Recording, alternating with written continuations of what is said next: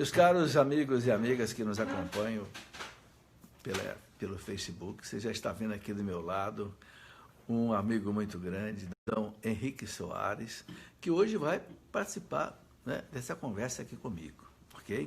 Vamos conversar sobre vários assuntos, mas vamos pedir a graça de Deus, a sua bênção, a sua graça, para que a gente possa ter uma conversa frutuosa, para que essa conversa seja para a sua edificação, a salvação das almas, né? A edificação da igreja. Em nome do Pai, do Filho e do Espírito Santo. Amém. Vinde, Espírito Santo, enchei os corações dos vossos fiéis e acendei neles o fogo do vosso amor. Enviai, Senhor, o teu Santo Espírito, e tudo será criado. Renovareis a face da terra.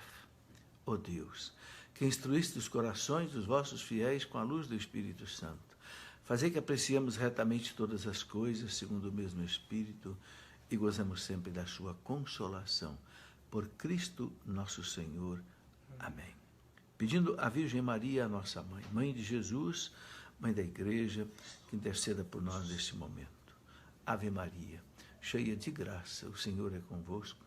Bendita sois vós entre as mulheres, e bendito é o fruto do vosso ventre, Jesus.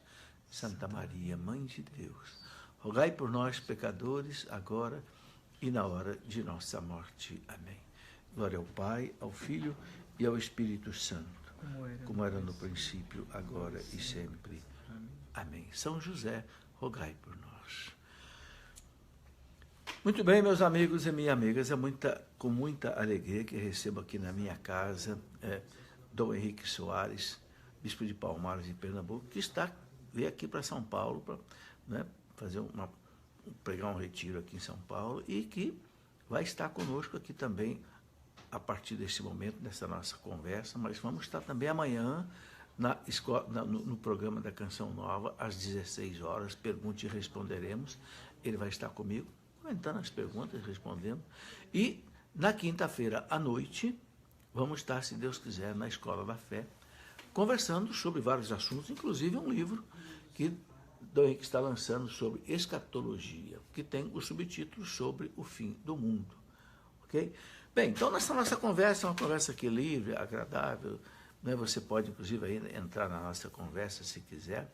Eu tenho aqui uma pessoa que está nos ajudando hoje.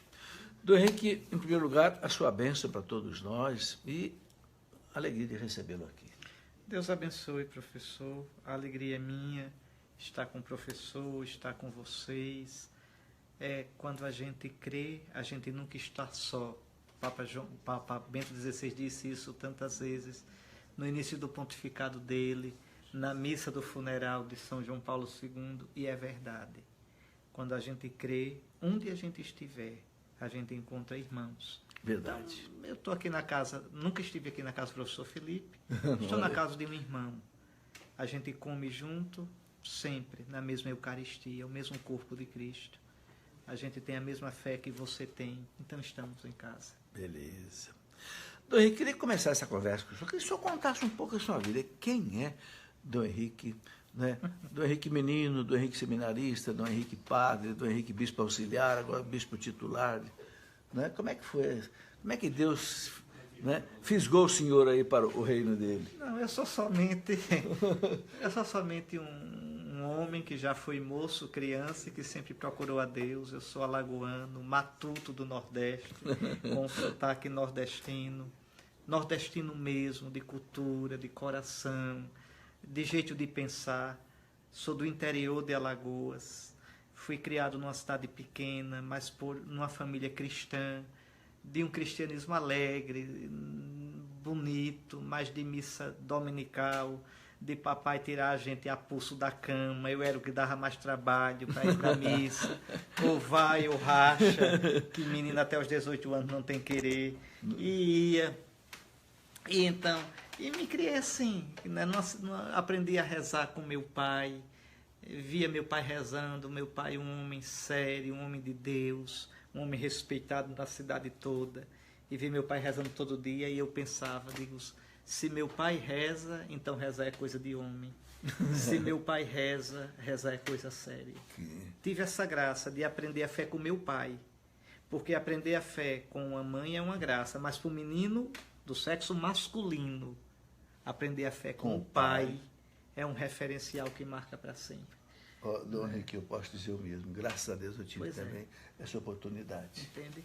Papai ensinava a gente a rezar. Papai rezava com a gente todo dia, professor. Né? Eu me lembro, papai, eu devia ter uns 14 a 15 anos. Papai sentado, né? Família bem patriarcal. O pessoal não gosta não, mas é lindo, viu? Sem medo mesmo, sem preconceito, nem pós-conceito. Então, papai, a gente em pezinho assim, depois de rezar, papai dizia assim, me lembro como hoje, professor, um menino. Papai dizia, meus filhos, eu não sei quanto tempo vou viver entre vocês. Papai ainda o papai está vivo, né? Tem mais de 80 anos, mas tinha a saúde precária, ainda tem, mas está vivo. E então, papai dizia, meus filhos, eu não sei quanto tempo eu vou viver. Não tenho posses.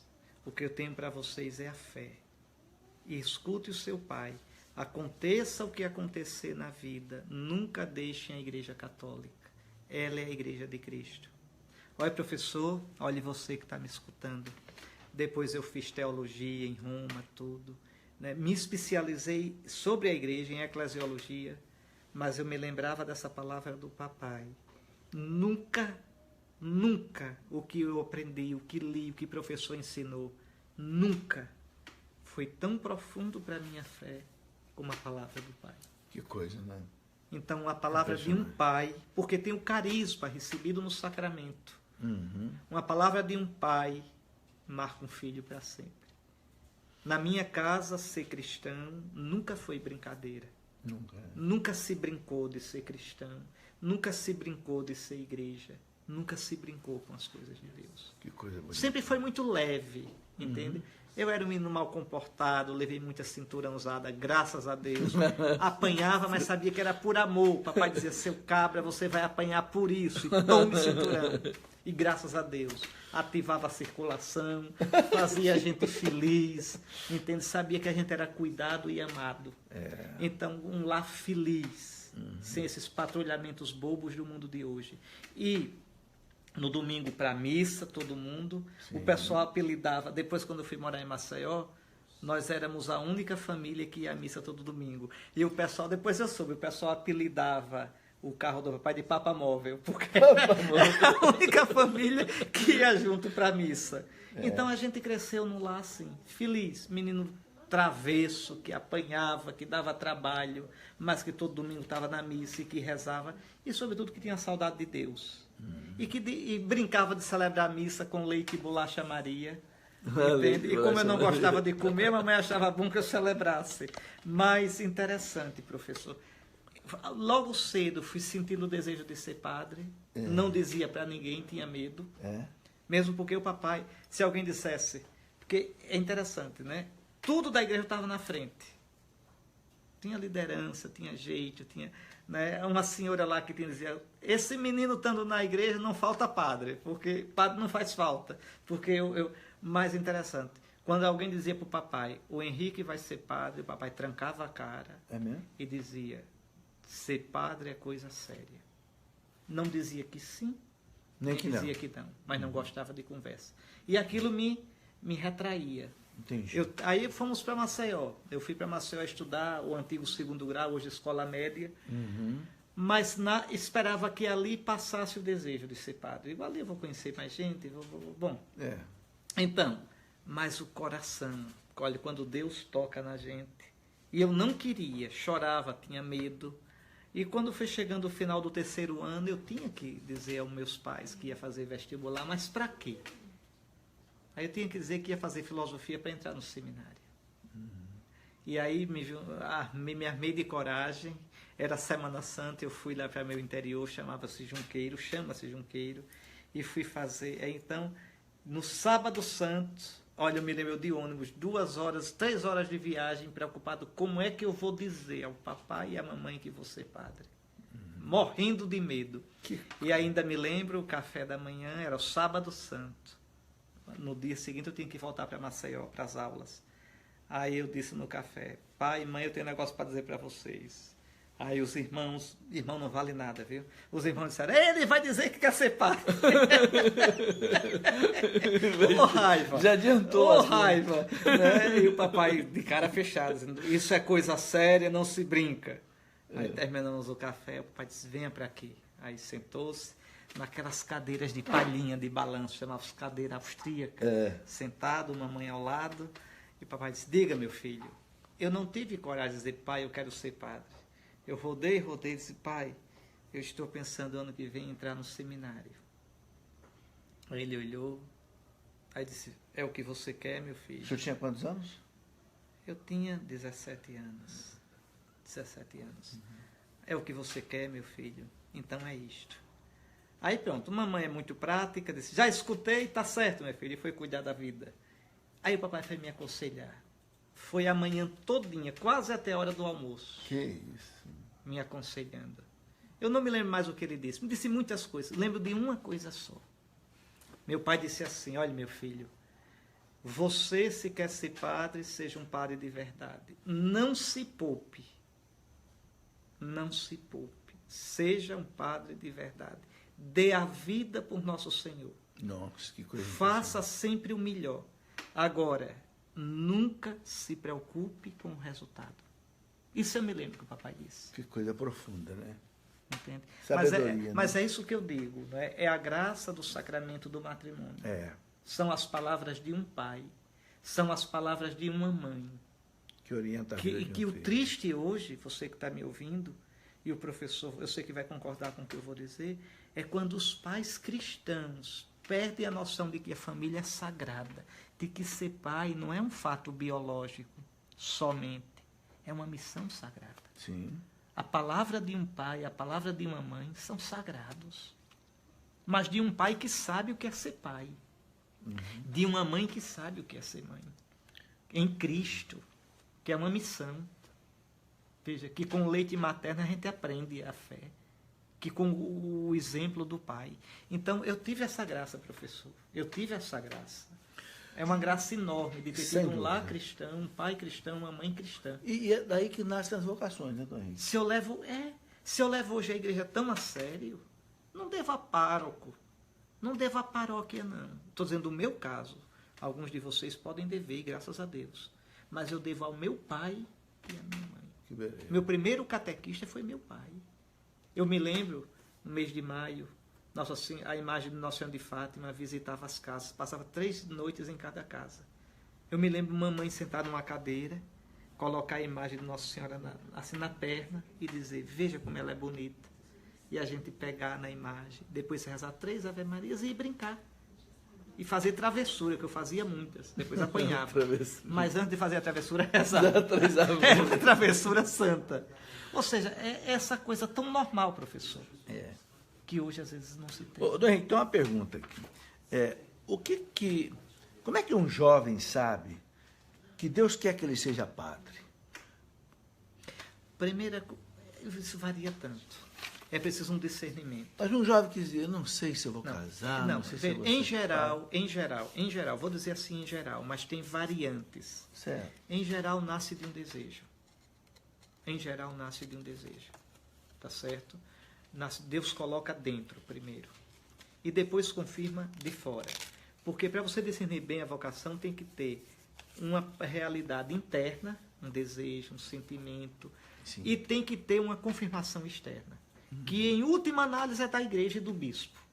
Sim. Né? Mas é tudo um processo. Então, em geral, nasce de um desejo. Por exemplo, eu achava lindo o padre celebrando.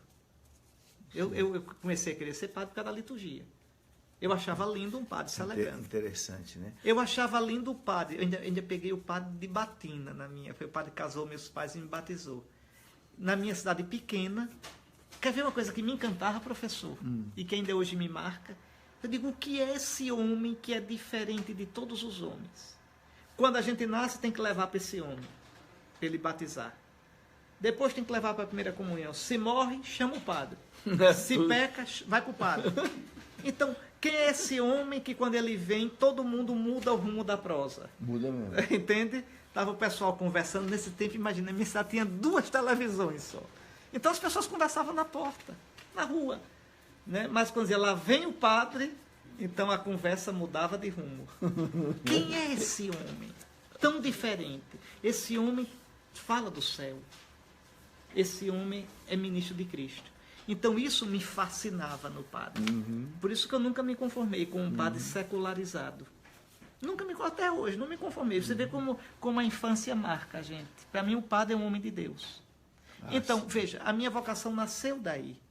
Mas aí vinha medo, eu tinha medo, achava lindo ser padre, tinha um desejo, mas tinha medo de não casar, será que isso vai dar certo? Né? Ainda namorei. Então, não era que namorava, gostava da menina, mas só pensava em ser padre. Era uma complicação isso. Então, depois... Veja, aí vem a confirmação. Pedia sinal a Nosso Senhor. Pedia tanto sinal. Nosso Senhor dava, dizia, não valeu, pedia outro. Entende? O velo de Gideão. As pessoas diziam, mas por que você não vai ser padre? No meu colégio, o apelido era padre. Eu me lembro uma vez, eu com o padre Aníbal, no corredor, o colega estava, padre, aí o padre aparece, não, senhor, não, é ele. É o Henrique. Então, veja, são coisas que Nosso Senhor vai cercando a gente. Entendi. Vai cercando. Agora, isso tudinho você tem que confrontar na oração e depois com o seu confessor, com o seu diretor espiritual, tem que ser no acompanhado, seminário, né? com o seu formador. É um processo de discernimento. Sim. Há sinais. Uns, como Isaías, dizem logo, aqui estou. É. Outros, como Jeremias, como Moisés, botam 1000 desculpas. Mas não, agora, uma coisa eu digo, se você tem vocação, não adianta fugir. Não, né? Porque Deus, quando chama, Deus só chama uma vez. Mas esse chamado vai ecoar na sua vida todinha. Né? E se você disser assim, não quero, não vou, Deus vai respeitar. Aí você vai procurar outra coisa, vai fazer, mas o chamado continua. No finalzinho fica aquele chamado. Não, fica sempre. E no coração vai ficar sempre aquele vazio, aquela insatisfação, aquela saudade. Entendi. Então é muito importante um discernimento. Não seja padre se não tiver vocação. E não procure outra coisa se a vocação for padre. Agora, só uma observação importante, se você é um moço que está me escutando. Se você é um rapaz que pensa em se consagrar a Nosso Senhor assim, cuidado, tem que fazer um discernimento antes muito importante. Veja, vou me consagrar, mas vai se consagrar como monge, como religioso ou como padre diocesano? Porque tem muita gente que fica infeliz porque... E é uma Escolhe o caminho falha, errado, uma falha na pastoral vocacional, não se faz essa coisa antes. Veja, quando a gente se consagra é por causa de Cristo, é por causa do Nosso Senhor. Mas se o seu maior desejo, o seu desejo mais íntimo, for assim, a sua experiência for de Deus como o tudo, o absoluto, aquela gostosura de estar com o Nosso Senhor, estar a sós com Ele, então vá ser monge. Monge. A sua vocação é de monge, não invente de ser padre. Se o seu desejo, se a sua alegria é experimentar Deus numa comunidade de irmãos, rezar junto, estar junto, vá ser religioso. Porque, veja, o seu modo de encontrar de Deus é pela fraternidade. Certo. Frater, irmão, frade. Vá ser religioso. Ou seja, você quer se consagrar a Deus, mas na experiência comunitária. Com os irmãos. E se o seu instinto, o que fala mais alto, é ser outro Cristo, Cristo que batiza, Cristo que prega, Cristo que faz o casamento, Cristo que perdoa, se o mais forte é Cristo como pastor, se você se vê alguém como Cristo no mundo, é padre diocesano. Então isso para um rapaz, para uma menina não é, porque vai ser religiosa. A questão é saber em que congregação, mas para um rapaz tem esse discernimento antes de tudo, preliminar. Entendi. Depois vê a congregação, mas primeiro vê isso. Entendi. Dom Henrique, tem aqui já uma pergunta do Antônio Armatuik. Ele pergunta sobre veneração de imagens. Os protestantes dizem que o erro dos católicos é adorar a imagem. Pode dar uma explicação para essas pessoas? Adorar a imagem é errado. A questão é que a gente não adora, né? Não adora, a gente venera. né? Veja, adorar é quando você pensa que, primeiro, que ali, que aquela imagem tem um poder mágico. Que aquela imagem, veja, por ela, pelo modo como foi feito, pela benzedura que pelo deram, material, né? Pelo material, ela tem um poder. Isso é mágica. E no cristianismo não há imagem. Isso é superstição. A imagem, veja, é um ícone de um protótipo. Certo. Então, a veneração que você presta à imagem, você está prestando ao protótipo. É a quem está no céu. É quem a imagem, veja, ela é um significante que tem um significado. Então, a imagem da Virgem, eu posso quebrar a imagem. A Virgem continua inteira. É como uma fotografia. Você está apaixonado, né? Viajou. Esse aqui é de sobrenome japonês, eu acho. Você foi lá para o Japão. Aí você leva o retrato da sua namorada. Morrendo de saudade dela, você dá um beijo na fotografia. Veja, com todo afeto. Mas você sabe que ela não é uma fotografia. Eu acho. E que se rasgar a fotografia, ela continua inteira aqui no Brasil. Então, quando, né, um irmão protestante diz isso, ele diz por má fé, é desonestidade mesmo. Porque ele mesmo, quando era católico, não adorava a imagem. Porque, inclusive, também, Dom Henrique, eu já li que o próprio Lutero, ele não proibia as imagens. Não, mas não havia problema. Ele deixava assim... Olha, briga uso, com imagem é para protestante analfabeto. Foi a evolução Briga com imagem é para protestante analfabeto. Protestante culto não briga com isso. O problema dos protestantes com a igreja não é por causa das imagens. É a doutrina da justificação. Sim. Tá certo? É a questão da relação entre graça e liberdade. São outras questões muito mais profundas. Maria. Briga por imagem. Não, Maria no protestantismo já é pela questão da relação entre graça e liberdade. Eu acho um entendimento errado de que Maria possa substituir o Cristo como medianeiro. Não, isso não existe. É impossível. Mas é um entendimento errado também, né? Aí é porque Lutero tem que entender, e fica difícil para explicar assim rapidamente para vocês, mas é que a pneumatologia, quer dizer, a doutrina sobre o Espírito Santo de Lutero e da igreja daquela época era fraca. Então era difícil entender sem o Espírito Santo. Em que sentido? Cristo é o único mediador. Pelo batismo e os outros sacramentos, não só o batismo, nós recebemos o Espírito Santo. No batismo você recebe o Espírito Santo de Cristo como vida. Na crisma você recebe o Espírito Santo de Cristo como força. Na Eucaristia você comunga o Cristo cheio de Espírito Santo como o amor que se imola. Então, veja, a gente está em Cristo. O Espírito nos joga em Cristo. Então, quando você reza, é Cristo que reza em você, porque é o Espírito Santo de Cristo que reza em você. O bem que você faz, veja, é o Espírito Santo de Cristo que provoca em você. Então, o que você faz não está ao lado de Cristo. Porque você é batizado, crismado, e se une a Cristo na Eucaristia, o que você faz, o que você vive, está dentro de Cristo. Não concorre com Cristo. Não é um caminho ao lado de Cristo. Está em Cristo. Então, em nada diminui a mediação de Cristo. Quando a Virgem Maria reza, reza no Espírito de Cristo. Reza no corpo de Cristo, que é a igreja. Veja, São Paulo diz, orai por mim. Eu devia então dizer, não rezo não porque só existe um mediador, Jesus Cristo. O Senhor peça direto a Cristo, não peça a mim. Por que é que São Paulo diz, orai por mim? E por que é que São Paulo diz, eu rezo incessantemente por vós? Porque reza no Espírito de Cristo. Já não sou eu quem reza. É Cristo que reza em mim. Nós somos membros de Cristo. Aquele que era o unigênito de Deus. Veja, dando-nos o Espírito, morrendo e ressuscitando por nós, dando o Espírito, tornou-se o primogênito de muitos irmãos. Então, quem fala que a oração dos santos compete com a mediação de Cristo, não devia nunca rezar pedindo por ninguém. O Vaticano II fala claro, nenhuma mediação teria eficácia sem Cristo. A mediação de Cristo. Não existe mediação. Ele é o único pontífice. Não existe mediação fora de Cristo. A questão é que a gente está dentro de Cristo. Você não foi batizado? Então você é membro do corpo de Cristo. Esse corpo de Cristo é real, é a igreja. Sim. Cristo e nós somos uma só coisa, nós somos membros. Ele é eu sou a videira, vós os ramos. A seiva é o Espírito Santo. Ele é a cabeça, nós somos os membros, o corpo é a igreja, os membros é o Senhor, sou eu. Sim. Então não tem concorrência. Uma coisa é dizer, veja, uma coisa é dizer Cristo, só Cristo é o Salvador. Só Cristo. Outra coisa é dizer Cristo só. Cristo não está sozinho. Cristo é cabeça, primogênito de muitos irmãos. Beleza. Dom Henrique, outra pergunta aqui. Esse é do Paulo Silas. Ele coloca o seguinte: Dom Henrique e professor Felipe, como discernir dentro de um grupo carismático, principalmente voltado para os jovens, o fogo do Espírito Santo com certo fanatismo irracional? É uma linha muito tênue da efusão da emoção e da efusão do espírito. Esta é uma preocupação que tenho. Um limite para não beirar o irracional. A linha não é tênue, não. Não é, não. Não é, não? Não.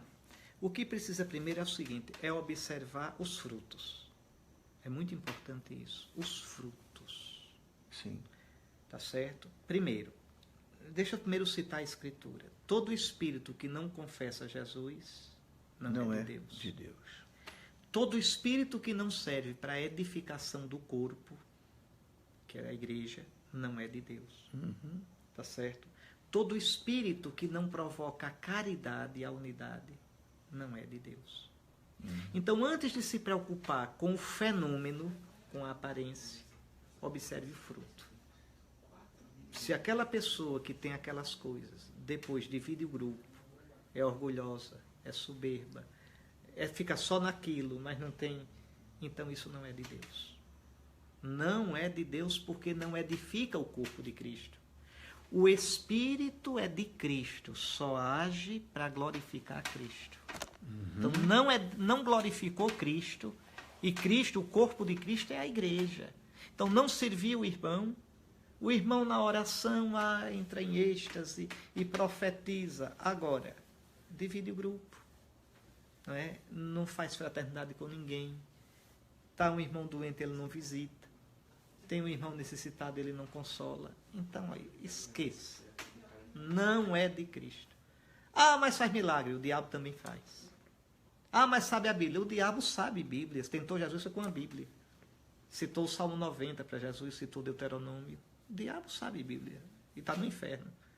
Então, veja, você tem que olhar o fruto. Agora, se o fruto, aquela pessoa é uma pessoa de Deus, se aquela pessoa sabe perdoar, se aquela pessoa preza o irmão, se aquela pessoa não usa o seu dom para oprimir, para impor-se, então você diga, aí está Nosso Senhor. Agora, a pessoa pode também, mesmo sendo Nosso Senhor, ter imperfeições, Claro. ter histeria, aí a gente vai purificar. Veja, na vida as coisas não se dão em estado puro. Não é preciso, por isso São Paulo diz, discernir os espíritos para ver se são de Deus.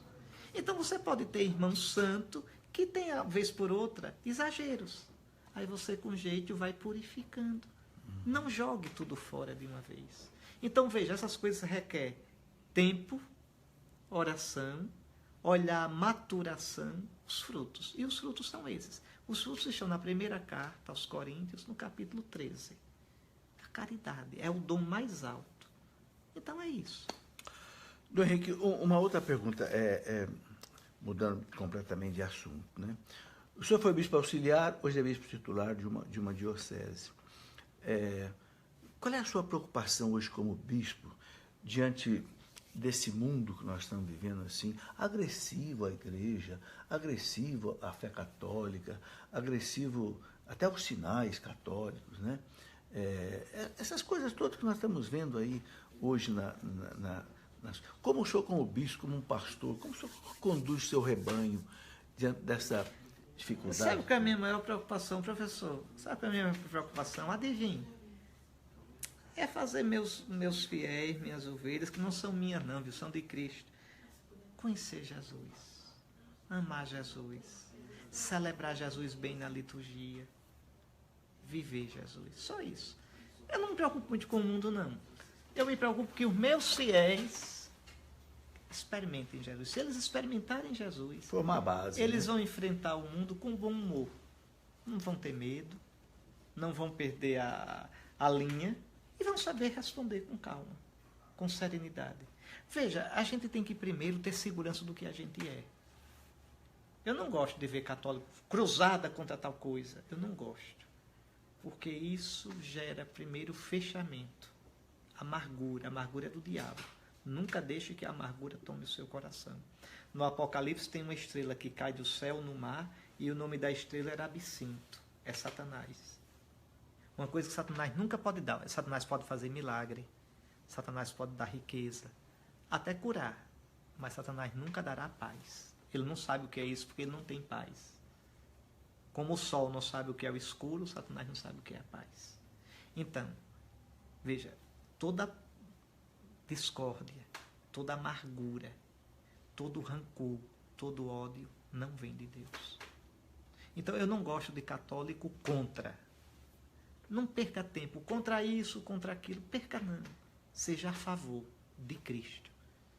Você propunha a beleza do Evangelho. Você propunha a beleza de Cristo.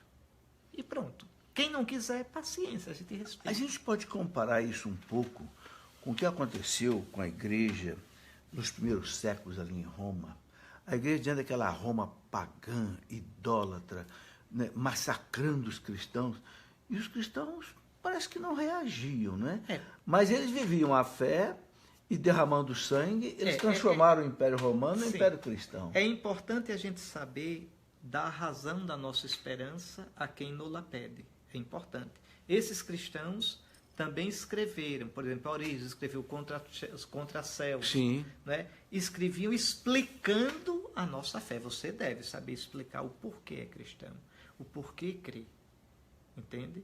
Mas quem quiser acreditar, acredite. Quem não quiser, não acredite. Continua seu amigo, mas você é cristão. Então a gente precisa ter uma identidade forte. Outra coisa, saber responder a essas pessoas. Agora, um conselho, responda a quem perguntar a você, querendo compreender você. A quem pergunta simplesmente para, como diz o nordestino, arengar. Arengar? Arengar, encrencar, para simplesmente contestar, não responda, não perca tempo. Por exemplo, às vezes eu gravo um vídeo, aí quando um comentário eu vejo, mesmo discordando, é honesto, eu deixo. Quando eu vejo que é só para polemizar, que é aquela coisa chata, rinha, eu apago. Né? Eu não perco. Qual é a orientação que o senhor dá para os católicos hoje, diante aí dessa internet barulhenta, e WhatsApp, e tudo que cai assim aos milhões de vídeos, né? E pauleira para todo lado, né? O povo fica meio desnorteado com tanta coisa, né? Primeiro escolha, é você que tem que escolher o que você quer ver e o que você não quer, o que é importante e o que não é, o que edifica e constrói você na fé e o que não é. Então isso mesmo você tem que... Isso é como produto de tecnologia. Tecnologia tem produto para todo gosto. Você vai comprar tudo? Você vai usar todos os aplicativos? Você vai usar o que interessa para você. Certo. Então a internet tem coisas lindas. Olha aqui, a gente está conversando. O professor está em casa, eu estou visitando, a gente está conversando. Está na sua casa. Veja, conversando nós três. Veja, professor, eu e você. Repare que coisa. Mas pode servir também para briga, discussão. Aí você não entra nisso. Um aconselho que eu dou, nunca discuta com ninguém por causa de fé. Quando alguém quiser saber da sua fé, se é com sinceridade, não poupe tempo nem esforço. Sente e explique. Agora, quando a pergunta é capciosa, é para disputar versículo de Bíblia. Deixa eu explicar uma coisa. A Bíblia serve para justificar tudo. Então é perdido discutir. É perdido. Eu já li a Bíblia, já perdi a conta das vezes que li a Bíblia toda. Entende? Veja. Li, copiei os trechos mais importantes. Veja. Então eu digo a você, é perdido. A Bíblia se presta para tudo. Cada um interpreta como quer. Sim. Né? Aí você vai dizer, então tudo está certo. Não, a Bíblia só é palavra de Deus quando é interpretada dentro da tradição apostólica. Sim, isso é importante. E a tradição apostólica está na igreja. Sim. Veja, e não é porque a gente é bacana, é porque Cristo prometeu o Espírito Santo à sua igreja. É o que eu disse que deu uma confusão danada, né? Que a Escritura nasceu da igreja e só pode ser interpretada dentro da igreja. E uns cabeças ocas ou mal intencionados disseram que eu tinha dito que a igreja está acima da Bíblia. Isso é heresia, eu nunca disse. Mas que a Bíblia está dentro da igreja, está. Fora da igreja, a Bíblia é confusão. Se presta para tudo. Qualquer um pode pegar e ensinar o que quiser. Então, não perca tempo discutindo. Tá certo? a Escritura é muito comum, do Henrique, eu receber perguntas assim, eu estava conversando com um protestante e ele me disse que Jesus teve outros irmãos, que Maria não era virgem. O que eu digo para esse protestante? Diga nada, que não vai adiantar. Não diga nada, né? Eu digo, não discuta com o protestante. Não vai adiantar. Onde é que está na Bíblia que Maria teve filho? Onde é que está? Me mostre. Né? Agora, a Bíblia diz qual é a mãe dos filhos dos irmãos de Jesus. Né? É a mulher de Cleofas. Está lá. Estava lá ao pé da cruz. Maria, aos pés da cruz. Veja, estava outra Maria, mãe de José, de Tiago, de Salomé. Capítulo 14 de Marcos está lá. Então, se Maria teve outros filhos, por que Jesus entregou Maria a um filho de Zebedeu? A João. Então, e depois, independente disso, a tradição da igreja sempre disse, desde os primeiros séculos, que Maria só teve um filho, Jesus. Então, por que é que eu vou atrás, veja, até Lutero dizia. Então, por que eu vou atrás de quem está lendo a Bíblia e traz para frente, feito papagaio? Então, por que eu vou discutir? A Virgem, né? A Virgem.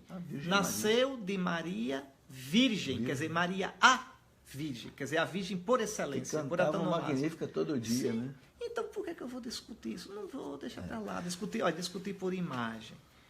Vamos ver, a gente já sabe, discutir por imagem. Discutir por divindade de Maria. Se for com a adventista, discutir sobre sábado. Se for com o testemunho de Jeová, discutir sobre transfusão de sangue. Tudo isso é coisa sem futuro. É perder tempo. Entende? Então vá cuidar de outra vida. Porque as premissas são completamente diferentes. Erradas. Eles leem a Bíblia fora da igreja. Para eles existia, no princípio existia a Bíblia. Isso é heresia. No princípio era a palavra. E a palavra é Jesus, não é um livro. Então, não discuta não. Henrique, é perdido. Mudando de assunto mais uma vez, né? Uma ouvinte que sempre me acompanha aqui, a Rosali Acioli, pergunta assim, do Henrique, o que o senhor acha dessa invasão do Islã na Europa? Vai matar a Europa cristã vai morrer. É mesmo? Infelizmente, né, por vários motivos. O primeiro motivo é que a Europa já não é cristã. A Europa quer um cristianismo pagão, um cristianismo light, ou cristianismo nenhum. Como é que nós chegamos nisso, Dom Henrique?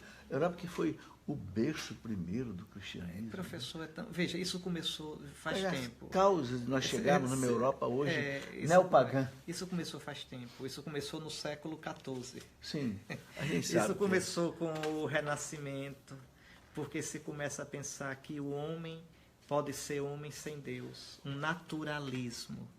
E o homem sem Deus não pode ser homem. Fica faltando nele o essencial. É aquilo que São Paulo chama de espírito. O que é espírito? A gente é corpo e alma. Alma e espírito. Né? 1 Tessalonicenses capítulo 5. Vosso corpo, vossa alma e vosso espírito. Corpo é minha dimensão física, material. Alma é minha dimensão vital e racional. No homem a alma é inteligente, é imaterial e inteligente, é racional. E espírito, o que é o espírito? É a sede, a saudade de infinito que eu tenho no corpo e tenho na alma. A minha alma tem sede de ti, olha o espírito. Minha carne também te deseja, olha o espírito. O catecismo diz que o homem é capax Dei. O homem é capaz de Deus, quer dizer, o homem é sedento de Deus. O homem sem Deus é incompleto no corpo e na alma. Essa sede, esse buraco, essa saudade é o que se chama de espírito na Bíblia. São Tomás resume dizendo o homem é corpo e alma espiritual. Em São Tomás, espiritual não quer dizer só imaterial, quer dizer saudoso de Deus. O catecismo diz que é o parágrafo 367. Fala, corpus et anima unus. Mas essa vocação para Deus... Essa vocação para Deus é o Espírito. Tá certo? Então, o homem é isto. Agora, por que foi que a gente entrou nesse assunto? Qual era a pergunta? Então, responder a pergunta, que eu entrei em corpo e alma. A pergunta era a questão do Islã na Europa. Então, veja. O islamismo. Então, a partir do século XIV, XV, sobretudo o século XV, o homem da Europa começa com a ascensão da burguesia, com o Renascimento. Veja, a volta à filosofia, à cultura esplendorosa dos gregos. O homem começa a pensar que ele pode ser pleno sem Deus. Aqui está a desgraça. É o que se chama de humanismo. Botou um humanismo. Mas é um humanismo fechado sem em Deus. Si, sem espírito. Corpo e alma, e basta. Atenção. Isso vai evoluir depois no racionalismo. O racionalismo vai dizer, veja, o homem não precisa mais do Deus dos cristãos, do Deus da Bíblia. Existe um Deus, é o Deus da maçonaria. A maçonaria é desse tempo. O grande arquiteto, veja, o motor do universo. Deus é o grande relojoeiro dessa natureza que é um relógio. É o deísmo, mas ele para lá, perfeito, e nós para cá. Atenção. Então você já criou, veja, uma Europa na qual o homem é fechado nele mesmo, autossuficiente. Depois do racionalismo, veja, que já não é cristão, porque não existe revelação. Aí vem os frutos veja, do aí vem o ateísmo. É, o ateísmo. Tá certo? Primeiro o ateísmo prático, na prática, depois o ateísmo teórico, que é o que nós temos hoje. Então, a Europa, que nasceu da força do cristianismo, a Europa é como uma árvore que cortou suas raízes. Então, tudo que inspirou a Europa, o conceito de pessoa, de direito da pessoa, que hoje se grita tanto, de que eu sou uma pessoa, os direitos humanos, isso são conceitos que vêm do cristianismo. Sim. Sem o cristianismo, esses conceitos não têm onde se alicerçar, não têm onde se escorar. Então, a Europa é uma árvore que está verde, mas as raízes já foram cortadas. Ela vai murchar. Ela tem vergonha de ser cristã, ela tem raiva do cristianismo, ela fala mal do cristianismo. Né? Veja, ela pariu o fruto maldito do politicamente correto, que é filho bastardo do cristianismo. Aí, resultado, chega o Islã. O Islã está cheio de força. Cheio de força. Porque o Islã não passou pela Revolução Francesa, pelo racionalismo, pela Reforma Protestante, não passou pelo que o cristianismo passou.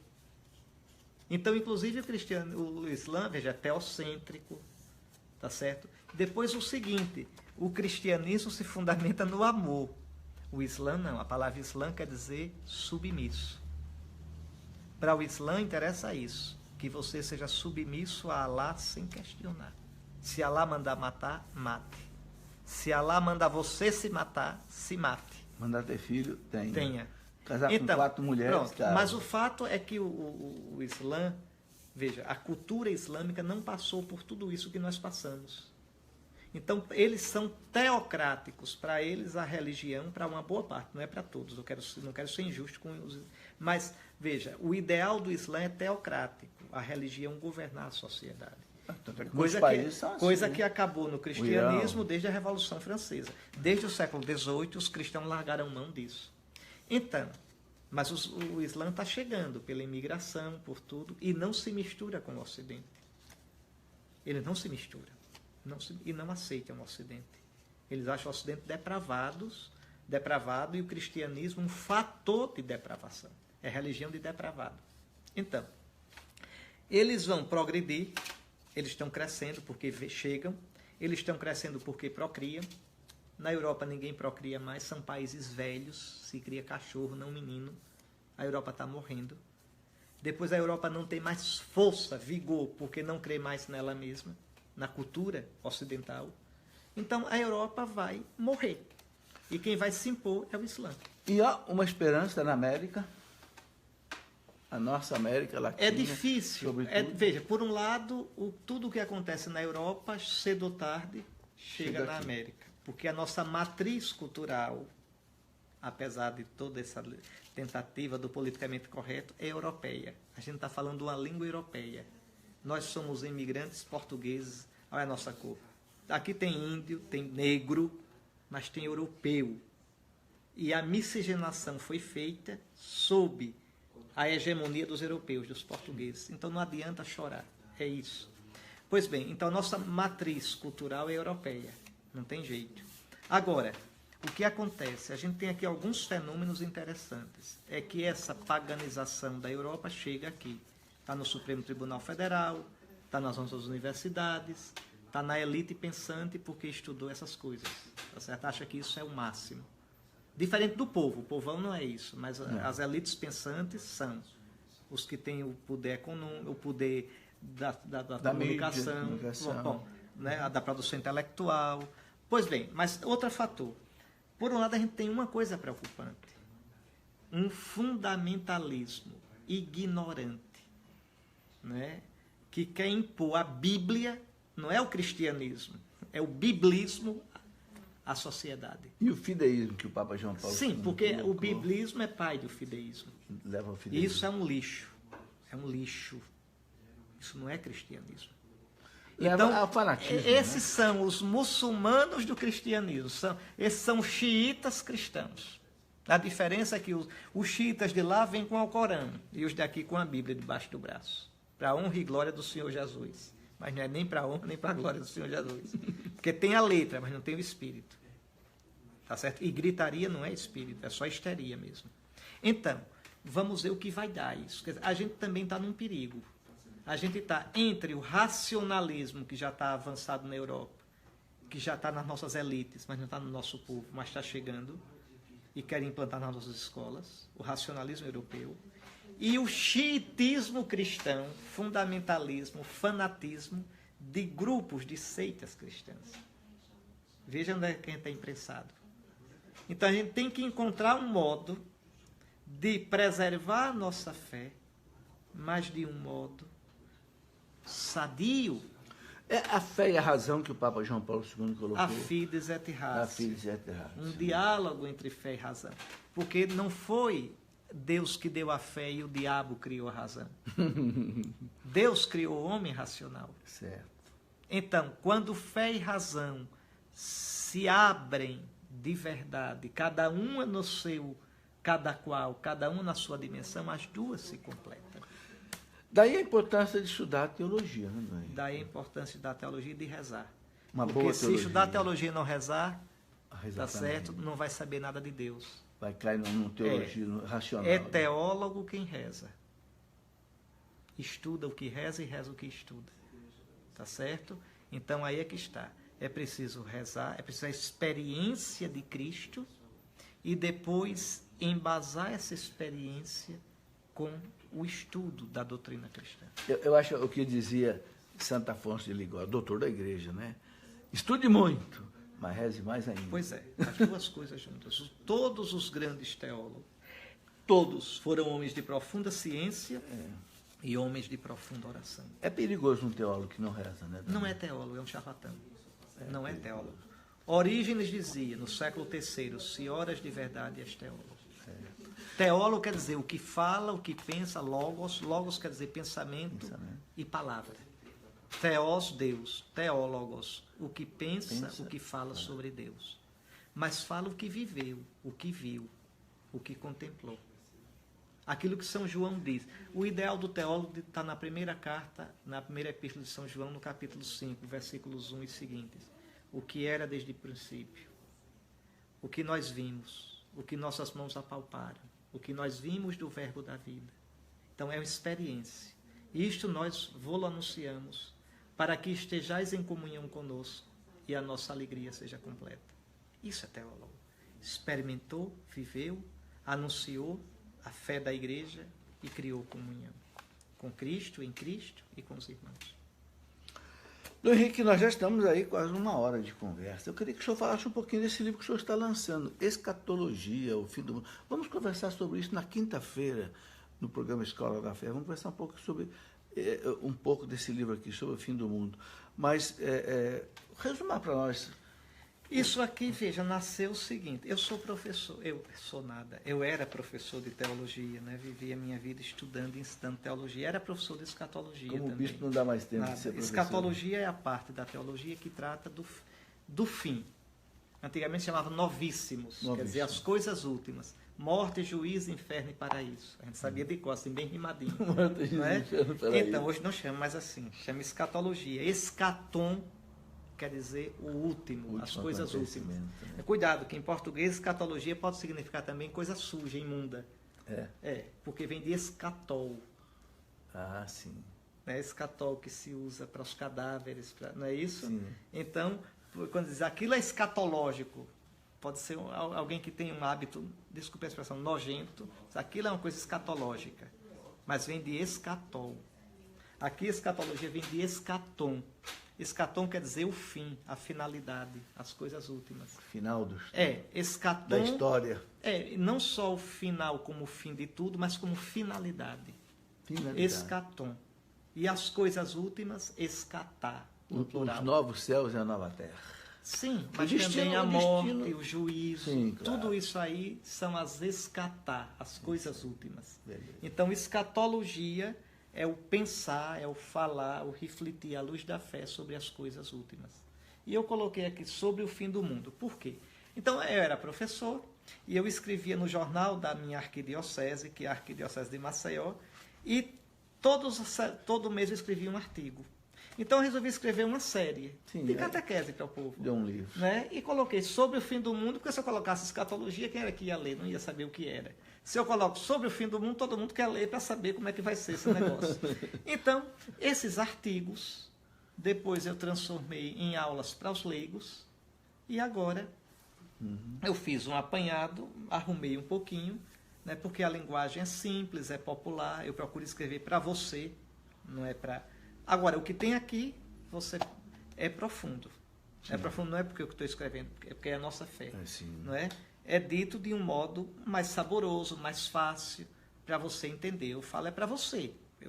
O meu serviço, eu sou padre, sou bispo para vocês. Não é para, entende, para os anjos. Então, é um modo, é uma coisa profunda, é a fé da igreja, dita de um modo simples, acessível. Então é isso esse livro. E eu fiquei muito feliz, Dom Henrique, do senhor ter procurado a nossa editora Cleofas para publicar esse livro. Eu, sinceramente, não esperava isso. Sempre admirei muito, tanto é que nós já estivemos na Escola da Fé há 8 anos atrás. Né? Mas fiquei muito feliz do senhor ter procurado a nossa editora e nós vamos publicar outras obras de Dom Henrique, se Deus quiser. Ele já está trabalhando aí em outras coisas, por exemplo, os encontros de Cristo. Os encontros de Jesus, os mistérios do texto, as parábolas de Jesus. Sim. Se Deus quiser, a gente vai poder... Não, eu escolhi a Cleofas, eu estou feliz dessa parceria com a Cleofas, pelo trabalho evangelizador do Senhor.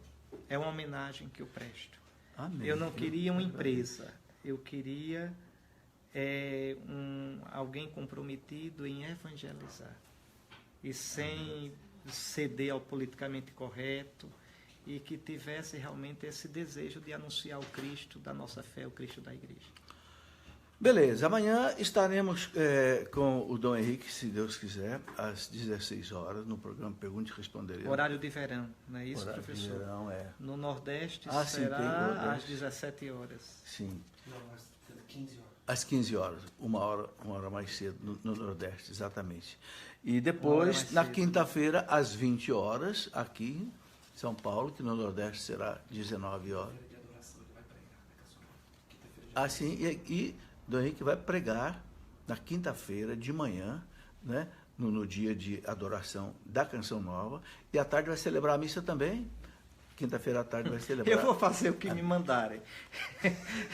Eu, quando chego assim nos cantos, fico à toa. Então, o que me mandarem, eu faço. Eu faço. Não vai sobrar tempo para o senhor descansar, pode ter certeza. O senhor pode encerrar a nossa conversa com uma bênção? Então, deixe sua bênção para isso que sou bispo, para os nossos amigos. Tá certo. O Senhor esteja convosco. Ele está no meio de nós. Pela intercessão da toda Santa Virgem Maria, abençoe-vos o Deus Todo-Poderoso, Pai, Filho e Espírito Santo. Fiquem em paz. Muito obrigado, Dom Henrique. Muito obrigado a vocês que nos acompanharam. E vamos ter mais conversa aí pela frente até quinta-feira, aí, se Deus quiser. Um grande abraço. Fique com Deus.